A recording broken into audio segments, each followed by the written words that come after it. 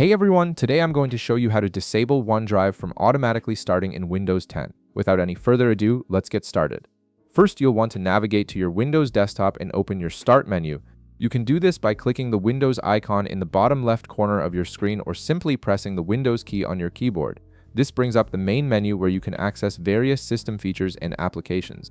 Once your Start menu has opened, you'll need to access the Task Manager. Go ahead and type Task Manager directly into the search bar that appears. After typing, press Enter on your keyboard and a Task Manager window will appear on your screen. This utility is essential for managing which programs run when your computer starts up, and it gives you full control over your system's startup behavior.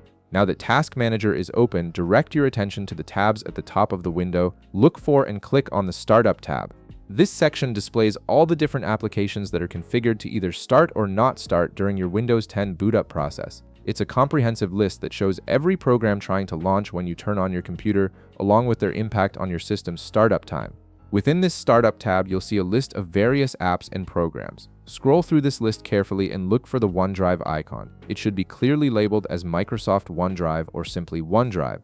Once you've located it, right-click directly on the OneDrive entry. A small context menu will appear with several options available to you.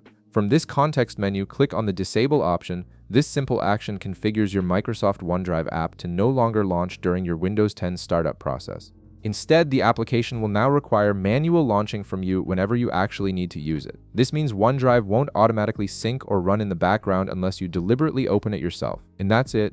You've successfully prevented OneDrive from automatically starting every time you boot up your Windows 10 computer. If this video helped you out, be sure to leave a like, subscribe, and I'll see you in the next one.